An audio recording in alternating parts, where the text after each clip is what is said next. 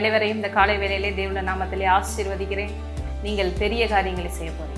ஏனென்றால் தேவன் உங்களுக்கு கொடுத்திருக்கிற வாக்குத்தத்தம் பெரியது. எப்பயுமே தேவன் நமக்கு வாக்குத்தத்தம் கொடுத்தாருன்னா அவருடைய லெவலுக்கு ஏற்றபடி தான் கொடுப்பாரு.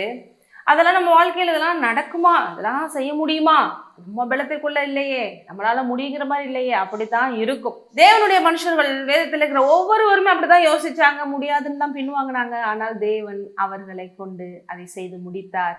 அவங்களுடைய கீழ்ப்படிதல் மாத்திரமே ஒன்று தேவையாய்ப்பட்டது.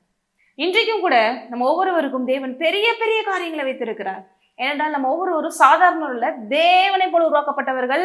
இன்றைக்கு அந்த தேவாதி தேவனை நமக்குள்ள இருக்கிறார். அப்போ ஒரு அசாதாரணமான வாழ்க்கை இந்த உலகத்திலே வாழும்படி, இந்த உலகத்தை தேவனுக்கு ஏற்றபடி பரலோகமாக மாற்றும்படி, தேவராஜ்யத்தை கட்டவிழ்த்து இந்த பூமியிலே முழுமையாக அதை காண செய்யும்படியாக, மற்றவர்களுக்கு ஆசீர்வாதமாக இருக்கும்படி நம்மை அழைத்திருக்கிறார், அபிஷேகம் பண்ணி இருக்கிறார். ஆகவே நம்ம ஒரு சாதாரணமான வாழ்க்கை வாழ்ந்துட்டு போயிடக்கூடாது. தேவன் அவருக்குரியது எல்லாம் நமக்காக கொடுத்துட்டார். சிலுவையில் என்னுடையதெல்லாம் உன்னுடையது என்று சொல்லிவிட்டார்.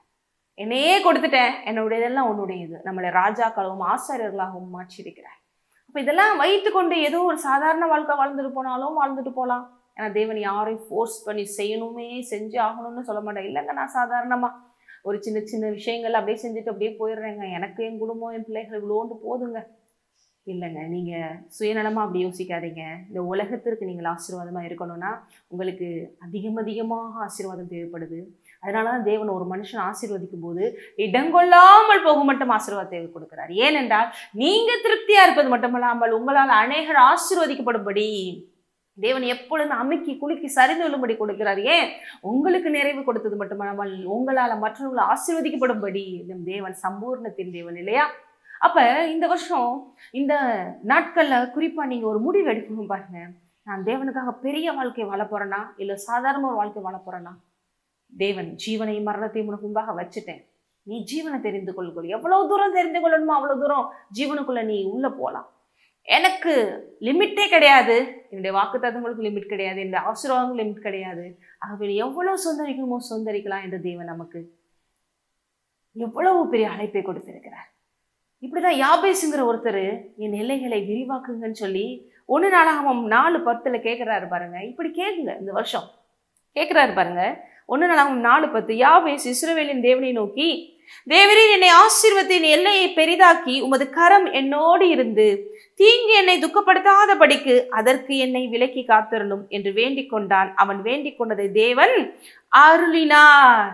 எல்லையை பெரிதாக்குங்க, இதெல்லாம் போதுங்க. என்ன ஆகுது? போதுங்கிறது நல்ல விஷயம்தான். ஆனால் நமக்கு போதுன்னு நினைக்கணும். ஆனால் இன்னும் நிறைய வேணும் ஆண்டவரே, ஏன்னா நான் மற்றவங்களுக்கு கொடுக்கணும், நிறைய நான் தேவனுக்காக தேவ ராஜ்யத்திற்காக செய்யணும்னு நினைங்க. அப்படியாக இருக்கும்போது தேவன் உங்களை ஆசீர்வதித்து பெருக பண்ணுவார். அவர் உங்களை பெருக பண்ணுறதுக்காகவே தன்னுடையதெல்லாம் உங்களுடைய கொடுத்திருக்கிறார். ஏனென்றால் இந்த உலகத்தில் நற்கிரிகளை செய்யவே நாம் கிறிஸ்து இயேசுக்குள் சிருஷ்டிக்கப்பட்ட தேவனுடைய செய்யா இருக்கிறோம்.